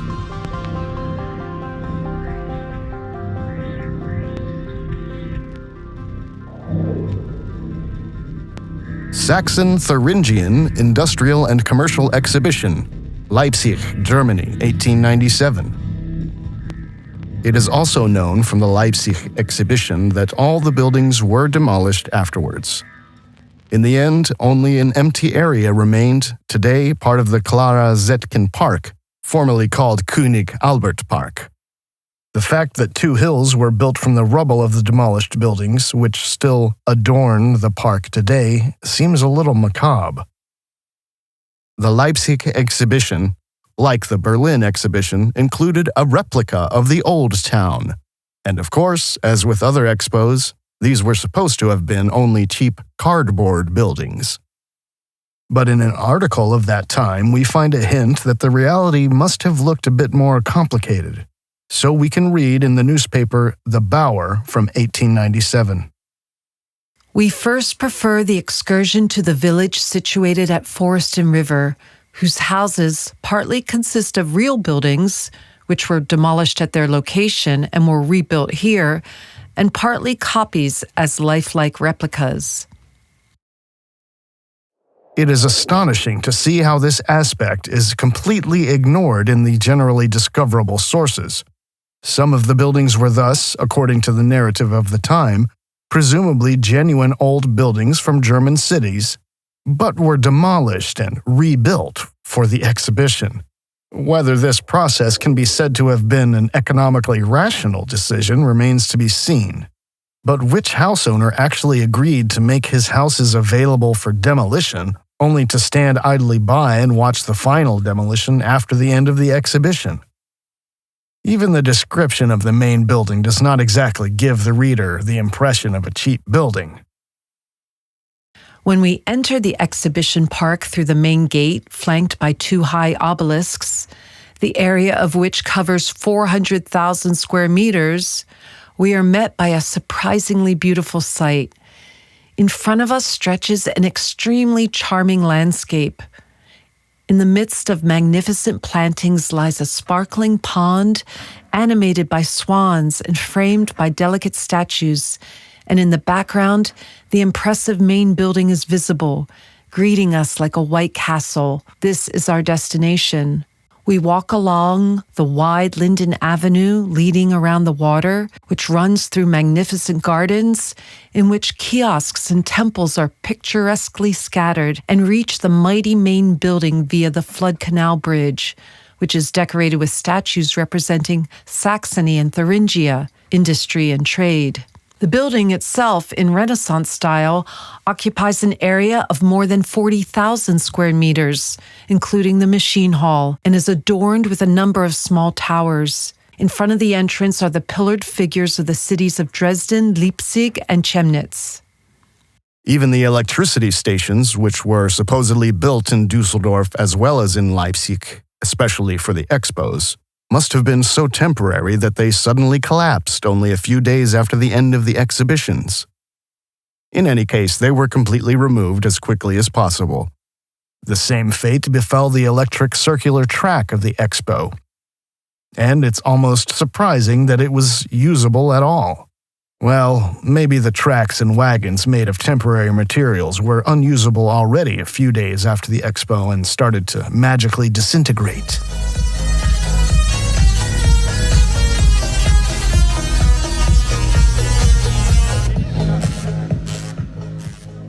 What if the power plants of the expos functioned completely differently than we are told today? Are we possibly dealing with a completely different form of energy supply that was still in use at various exhibitions? In any case, the speed at which the supposed power stations were removed is suspicious. This also befell other buildings and power plants that aren't associated with the expos. For example, the tower of the Dresden District Heating Power Station, which in itself was an architectural feast for the eyes, and whose facade was made of Elbe sandstone in order, as it was said, to pick up on the harmony of the cityscape. Why it was allowed to remain standing for only 34 years after its final completion in 1901 will probably never be conclusively explained. Officially, it was no longer needed, but it seems strange why it was not even considered worth preserving in order to preserve the cityscape as a whole, after no effort had originally been spared in terms of appearance. Just compare today's industrial facilities with this extraordinary beauty. By the way, the demolition of the rest of the building did not take place until 1978, so it seems that the removal of the tower was particularly urgent.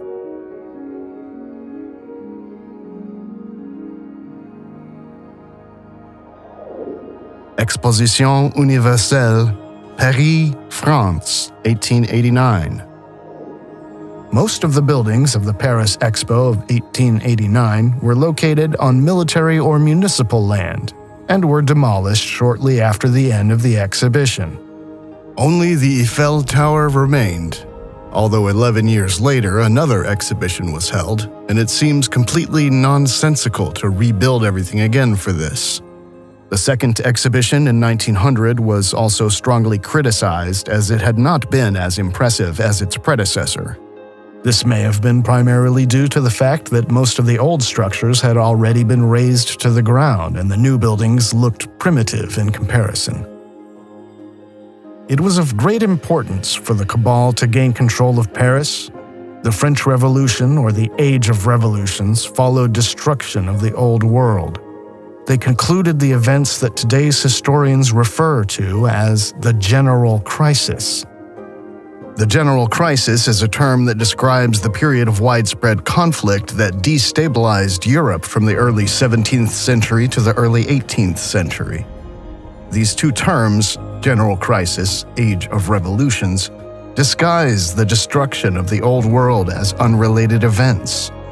With the European revolutions began the age of modern pseudo-democratic states. The influence of the secret lodges, especially Freemasonry, on the French Revolution is well known. Propaganda was used to incite the masses against the king, and the ancient regime was deposed. It is against this background that the 1889 exhibition should be viewed, as it marks the 100th anniversary of the French Revolution. A special feature of the Paris exhibitions is the Eiffel Tower. Unlike many other buildings, in this case the construction is documented in a comprehensible way. This steel building was therefore indeed built anew for the exposition, another indication of which is that the architectural style of the tower differs considerably from the ancient Greco-Roman style buildings. The Eiffel Tower, while impressive in size, is not an aesthetic structure such as the Palais du Trocadero.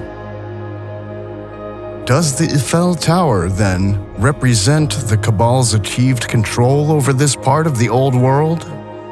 Looking at famous pictures of the exhibition, the Eiffel Tower looks like a gigantic juggernaut, sterile and functional, towering over the old sublime architecture, symbolizing the triumph of modernity over the Old World.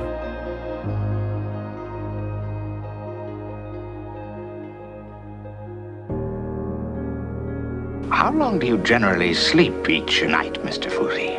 8 hours? 441,504,000 seconds of time you just throw away. The robber barons of the Gilded Age. Everywhere in the Western world there were the robber barons, industrialists who were directly or indirectly controlled by secret societies, and who could accumulate enormous amounts of money as long as they did what was asked of them. This period has different names.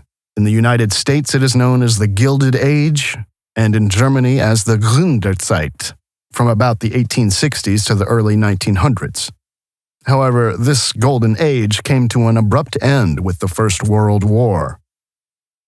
In any case, industrialists seem to have been the stewards of the new technologies, and most of today's major entrepreneurs were shaped in one way or another by the transfer of technology from the world's fairs.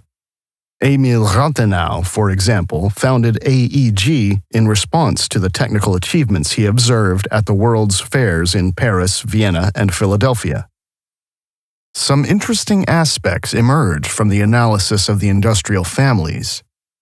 They were, and still are, obsessed with art and other artifacts from the pre-industrial era. The early industrialists literally hoarded entire houses full of sculptures and paintings, as if it was just a matter of making as many remnants of the old world disappear as possible. It remains to be said that thousands of works of art and sculptures were presented at the World Exhibitions, which have since largely disappeared. They lived in the most impressive neoclassical buildings, basically palaces, that existed at the time, Mysteriously, however, they had many of these buildings demolished very quickly, perhaps a little too quickly considering the construction costs. One of the most impressive examples is certainly the Astor House in Manhattan. Among the largest in the entire city, it was supposedly completed in 1896 and demolished already in 1926.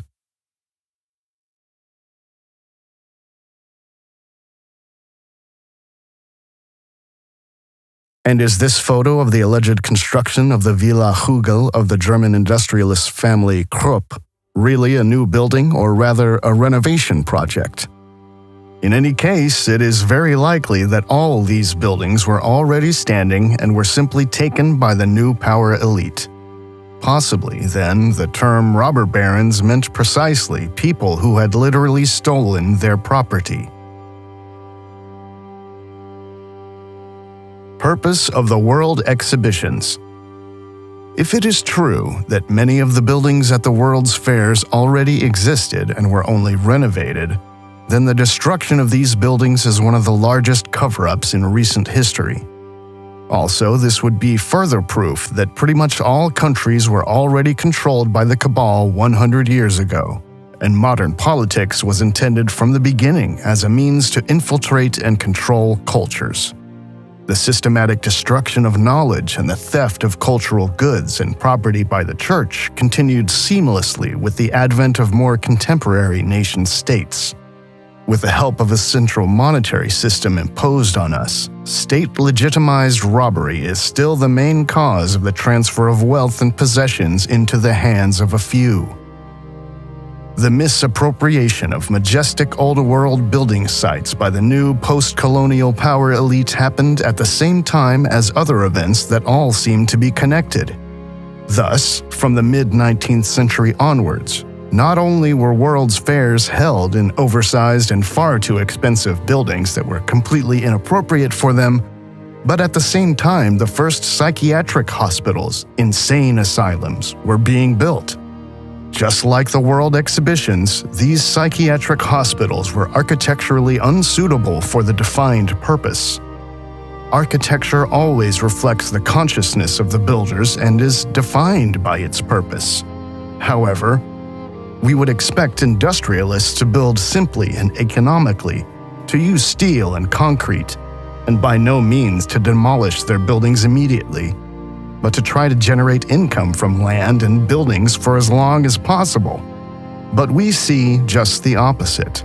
The buildings at the World's Fairs are detailed, ornate, aesthetic, and far too large and expensive for their purpose. They represent something completely different from the world we know. They represent ancient Rome, the classical ideals of the beautiful, the true, the good, the pursuit of the divine and perfection. The World's Fairs connect two completely opposite eras or cultures that should have no points of contact at all. The world of the industrial robber barons and an old world that we can no longer remember, but in which the economic principles we know played no great role.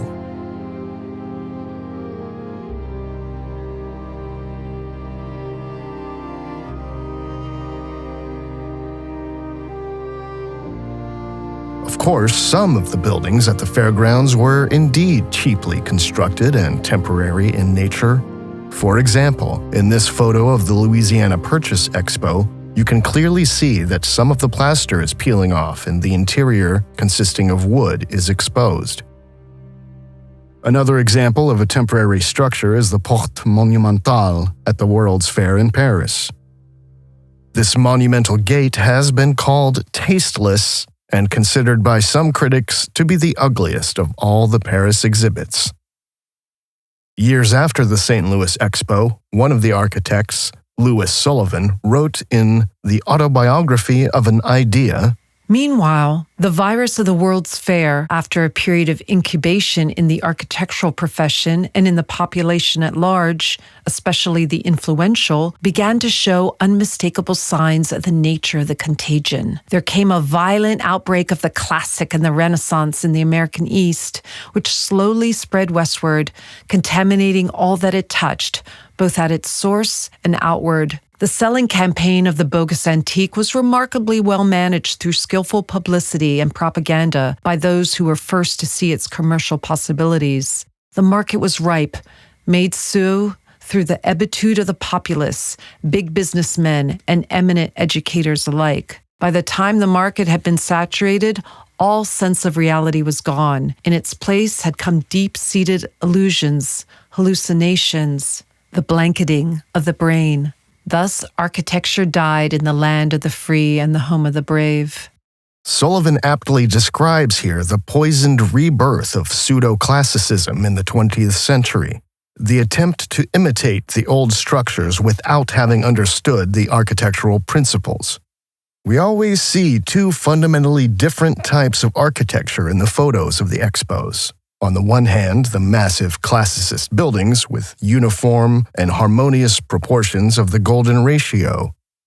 They do not differ in the slightest from the real European Renaissance buildings, because in fact they come from the same era. On the other hand, we see cheap-looking, actually temporary buildings made of plaster and other cheap materials, which do not originate from any known historical epoch, and which were obviously built with the intention of tearing them down again as quickly as possible. The following photo shows very well how little time there was to renovate the areas back then. The buildings in the background have been renovated and repainted, while the two small houses in the foreground are still very yellowed and show their true age. Many temporary structures were erected around the old buildings for the expos, e.g., cheap pavilions, walls made of plaster, and imitations of famous buildings. But after the expos, not only the temporary, but also the old buildings were demolished. Did the World's Fairs perhaps serve, among other things, as an instrument to give people a national identity after the unified culture had collapsed? The separation into nations seems artificial. The Slavs, for example, seem just like the Germans of Nordic origin and thus part of the same people. The term Slav originated from the pejorative term sklavy, was put into the world by the Vatican and stood for the pagan tribes of Europe who did not want to submit to the monotheistic power apparatuses. After the successful infiltration of the German cultural area, only the pagan Eastern Europeans were referred to as Slavs. In fact, most of the nations we know today were not founded until after 1850. Modern Egypt, for example, only in 1953, after the British conquest. Illyria, the home of the Illyrians, became the Balkans after annexation by France. Free Tartary became Uzbekistan. Persia became Iran in 1935, the Ottoman Empire became Turkey in 1923, and so on.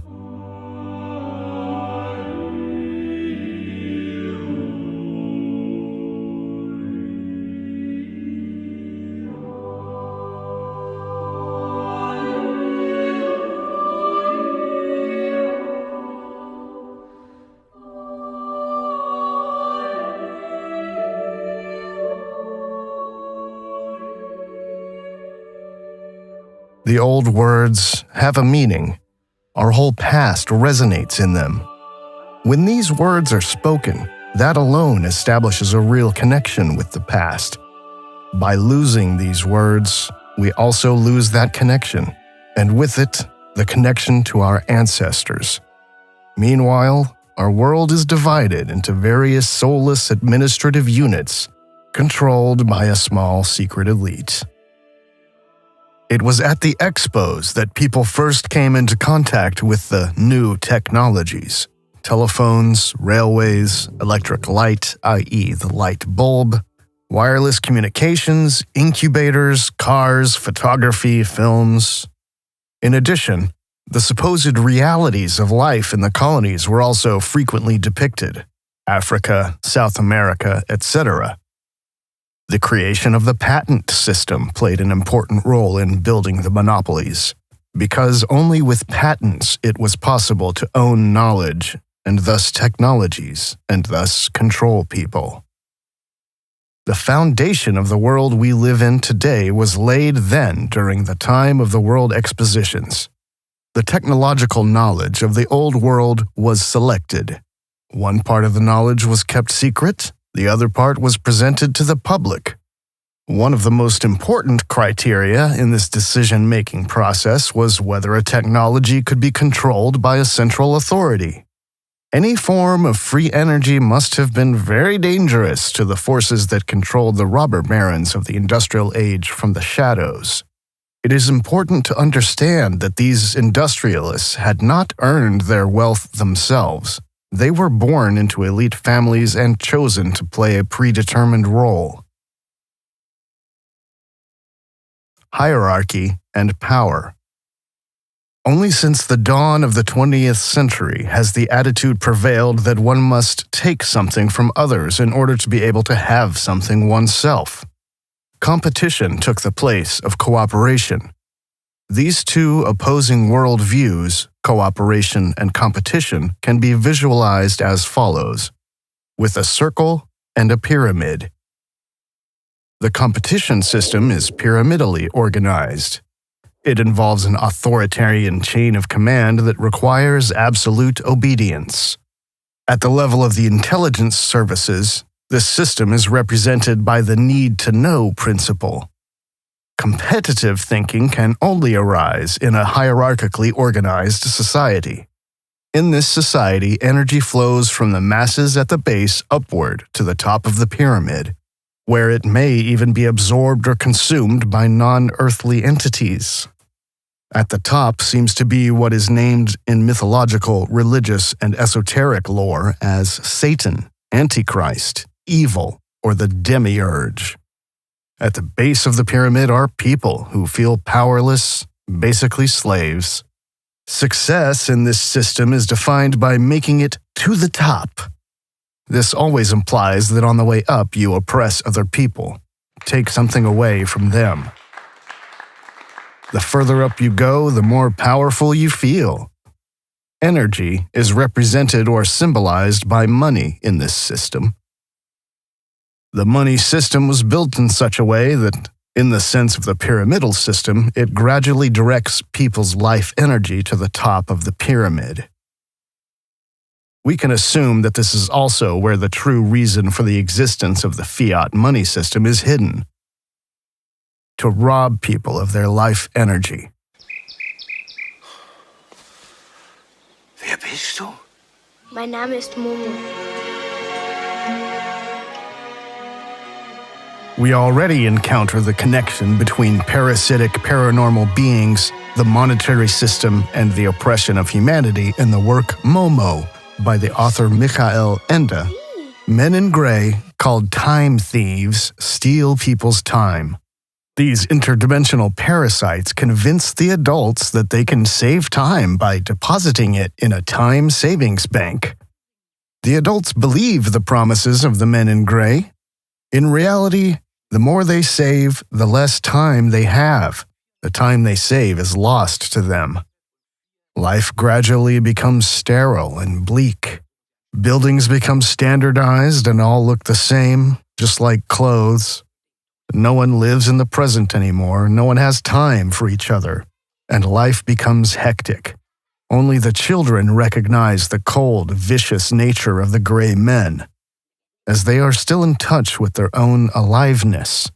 The adults fall prey to the idea of having to save time, and so their lives become increasingly bleak and gray. But the gray men are gradually able to cast their spell over the children as well. Only Momo can resist the cold, psychopathic power of the gray men. Outside of space and time, she defeats the men in gray, frees the stolen time, and gives people back their vitality and the love in their hearts. It's amazing, by the way, that in the novel, Momo lives in an old, decaying Roman amphitheater surrounded by dreary, modern, new buildings. Momo represents the connection to the old world. She represents life. When Momo defeats the men in gray, the last one says with relief, Es ist gut. Das alles vorbei.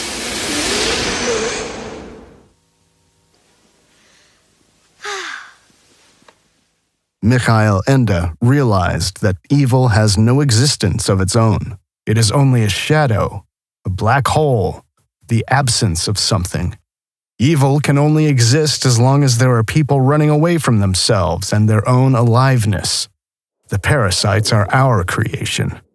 The destruction of the parasites is the triumph of man over his own contradictory nature and his dark side. Power and powerlessness are in truth only two sides of the same coin. And also, in karmic terms, everything has its price. Every experience of power is always based on a corresponding experience of powerlessness, even if these experiences are separated on a temporal level. A good metaphor for the pyramidal system is a black hole that absorbs all light, consumes everything, and releases nothing. It is a one-way street. That's why secret societies exist in the first place. In a pyramidal system, the relevant decisions have to be made in the shadows, and no one is allowed to know the people making the decisions. The system is like a hydra, and we can only see some of their heads. Evil is always absorbing, consuming, calculating, inward-looking. It closes itself to life, to exchange, and to truth. Possibly in the old world, on the other hand, people were integrated into a cycle. Everything was cyclical and in balance. People knew that they had nothing to lose by giving to others. In these communities, people lived for each other. On an energetic level, energy flowed freely between them without flowing outward. In these small, healthy communities, there were no authoritarian hierarchies, no chains of command, no parasitic forces. Authorities evolved naturally, and people with natural authority were keen not to abuse their power, as this would have resulted in expulsion from the communities. The system, built on cooperation, includes multiple rings running concentrically outward. In the center is the heart, the wisest, most intelligent, most capable people in the community. Unlike the pyramidal system, these people do not hide, for they need not fear transparency. Even architecture reflected this concentric system. For example, in the round city of Baghdad, or Atlantis, which was supposedly built in rings. From the center or heart of the city, life moves outward in rings. The city wall separates the city from the outside world, creating a self-contained living system. Goodness is outwardly radiant, giving, without ulterior motive and without expecting anything in return. It is its own cause, its own source, and has enormous radiance.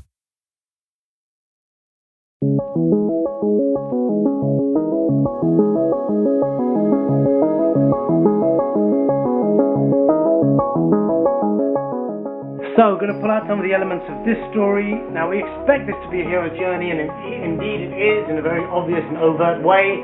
Let's go over basic story architecture first. So when you first start writing and filmmaking, you have a linear perspective in that sense. Pretty soon you realize that both the beginning and the ending are the same, which is why we demonstrate story structure via a loop.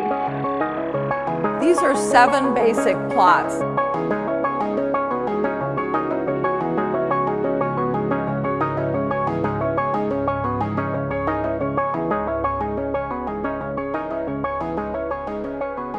The hero's journey. Julius Evola, revolt against the modern world. With the First World War, the Russian Revolution, and the Second World War, it can finally be said that the decisive events are rushing towards the end times. In 1914, the imperial court still represented a remnant of feudal and aristocratic Europe in the Western world. The World War of 1914-1918, like few other wars in history, shows all the signs of a clash not between states and nations, but between ideologies of different castes. This resulted directly and intentionally in the destruction of Imperial Germany and Catholic Austria, and indirectly in the collapse of the Tsarist Empire and the Communist Revolution. Furthermore, this resulted in such a chaotic and contradictory political economic situation in Europe that all the preconditions for a new world conflict were in place. In his 1922 poem, The Wasteland, the poet T.S. Eliot describes the atmosphere of Western society after World War I.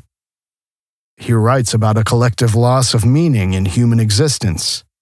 The First World War, and what is sold to us as the Spanish flu, catapulted Europe into godless modernity, completing the development that had been initiated earlier with the World's Fairs and the Industrial Revolution. Man, cut off from his roots, became a cog in a great wheel. Life was replaced with mere functioning. There isn't a more hopeless poem than Eliot's. Eliot processed the fate of a lost generation, of people who were only running away from themselves. Civilization was riddled with materialism, hedonism, and atheism. Behind this, for him, was the godlessness of modernity, the nihilism that opened up like a yawning abyss in front of humanity. This modern nihilism and materialism shows itself ideologically above all in the theory of evolution and heliocentrism. Traditional man lived in a world that represented just the opposite. Instead of a slow evolution from animal to human, with no higher meaning in a cold and hostile universe, we were placed by a creator in a perfect world where we are the center of reality and where everything we experience and do has deep meaning. Turning away from this view, rooted in tradition and dissolving the old order, is the most important goal of the occult secret societies. According to the traditional view, the material world contains only effects.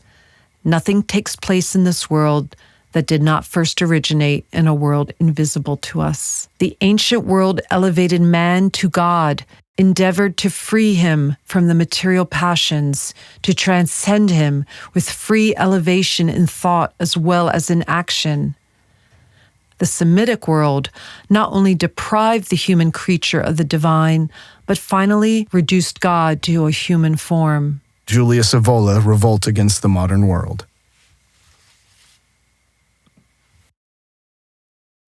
The 1925 novel The Great Gatsby by F. Scott Fitzgerald is another example of post-war literature that reflects this loss of meaning. Post-war society in The Great Gatsby is characterized by materialism, consumerism, and competitiveness. Behind this is a sense of isolation. People had been cut off from their natural communities by the upheavals of modernity.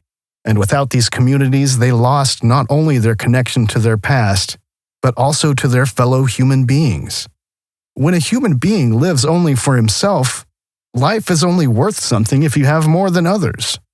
In contrast to this destructive processing of what had happened was J.R.R. Tolkien, who was also active at the time of the First World War. He grasped the complete dimension of the problem. He could only process this in myths and pictures because it is not consciously accessible to us. While Eliot and Fitzgerald are now known only to a small academic elite, Tolkien created a resonance among the masses that still seems unbroken. Unlike Eliot, he grasped the big picture and also recognized that good triumphs in the end. Unlike the alienated academics of the 20th century, he restored hope and brought back meaning to humanity. Mythologist and author Joseph Campbell describes in his epic work The Hero with 1,000 Faces that there is the same basic structure in the most famous stories and myths of mankind. The universal hero's journey. In the Jungian sense, it is one of the most important archetypes.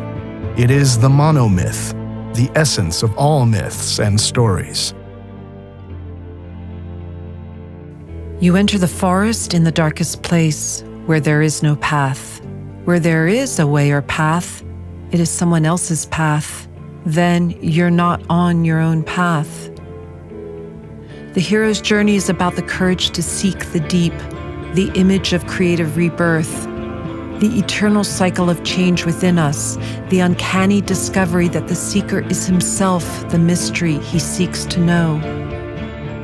The hero's journey is a symbol that, in the original sense of the word, connects two ideas far apart: the spiritual quest of the elders with the modern search for identity, which is always the same one, shape-shifting yet wonderfully constant story.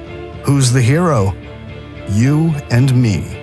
Anyone who sets out on the quest.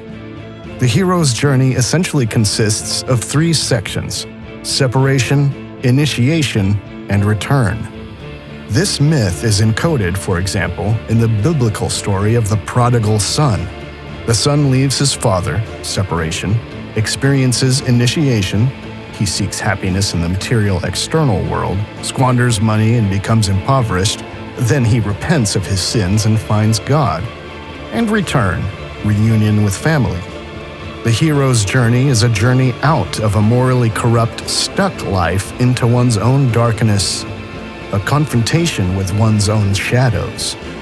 This confrontation leads to an initiation and eventual integration of what has been experienced. In this way, the hero brings a piece of divinity and vitality into the material, in the biblical sense satanic, world. For we wrestle not against flesh and blood, but against powers, against principalities, against the rulers of the darkness of this world, against spiritual wickedness in high places. Why do you still do it? Why are you still out there? Well, it goes back to the destiny thing. I mean, I made a bargain with it, a long time ago, and I'm holding up my hand.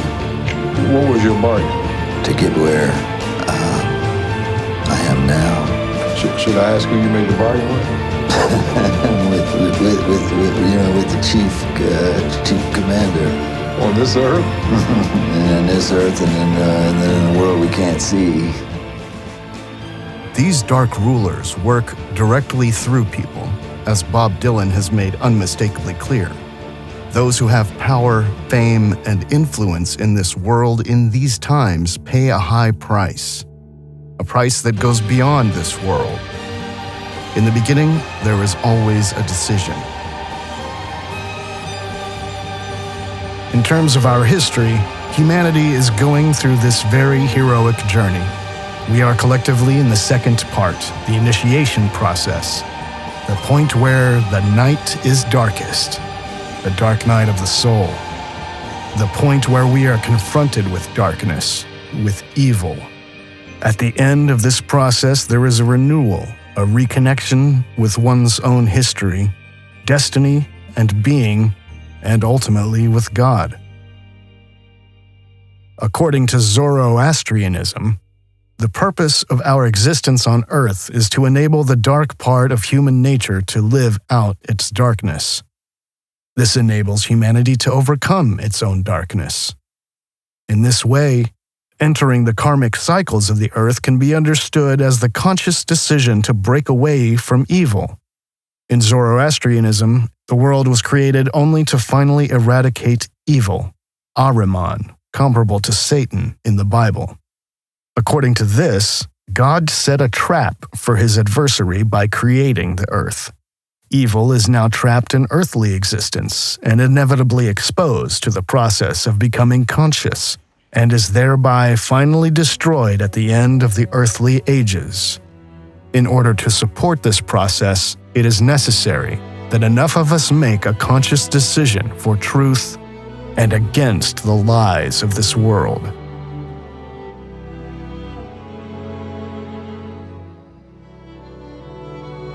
For every shadow, no matter how deep, is threatened by morning light.